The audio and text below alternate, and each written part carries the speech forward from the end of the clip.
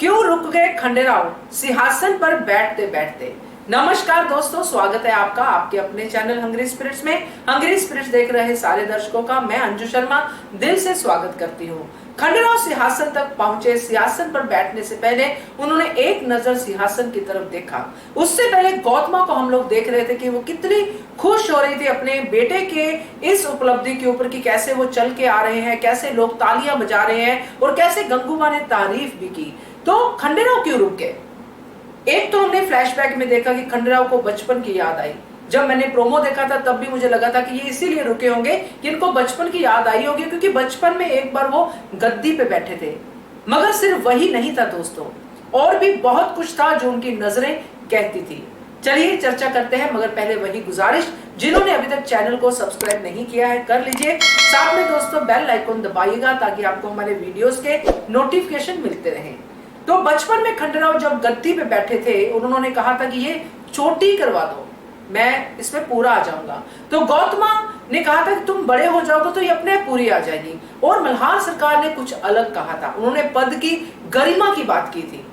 तो जब खंडेराव इन दोनों चीजों को फ्लैशबैक में देखते हैं तो उनके चेहरे पे जो था वो यही था कि अब जब असली में वो खंडेराव जो युवराज है उनको ये गद्दी मिली है तो उसकी रिस्पॉन्सिबिलिटी की जो फीलिंग है वो उनके चेहरे पे थी कि ये अब रिस्पॉन्सिबिलिटी निभानी पड़ेगी। क्योंकि बचपन में वो खेल था, उस गद्दी पे बैठना उनके लिए खेल था, मजा था। मगर इस मजा जो अब उनको मिलने वाला है, इसमें साथ में बहुत सारी जिम्मेदारी है। और वो जिम्मेदारी इसलिए और ज्यादा बढ़ जाती है कि पहले इस सिंहासन पर कौन बैठा हुआ है। पहले इस सिंहासन पे बाबा साहिब बैठे हुए हैं और बाबा साहिब की चर्चा, उनके न्याय की चर्चा गली गली गांव गांव में है। ये सारी जिम्मेदारियों के साथ वो नजर जो है सिंहासन पे है उनकी कि ये सिंहासन के ऊपर बैठ के क्या मैं ये सब कर पाऊंगा।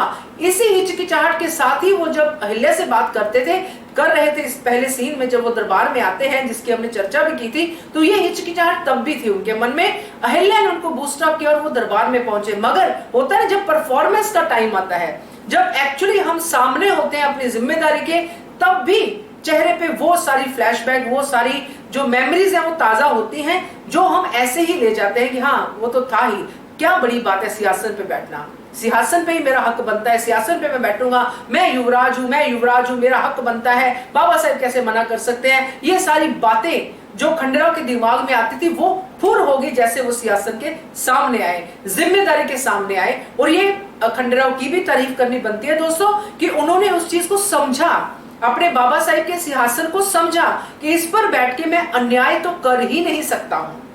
तो मुझे ये पूरा का पूरा उनके उस एक जो उनका रुकावट थी, जो उनके मन में सिंहासन से और उनके बीच में जो छोटी सी दूरी थी उसमें बैठने की, जिसके बीच में बहुत सारे चीजें खंडेराव के दिमाग में आई, उसमें से कुछ चीजें जितना मैं खंडेराव को अब तक समझ चुकी हूं या आप लोग भी समझते हैं, वो इनमें से थी जो मैंने अभी आपके साथ डिस्कस की।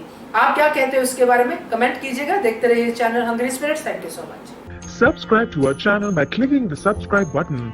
Click the bell button and enjoy the latest uploads from our channel.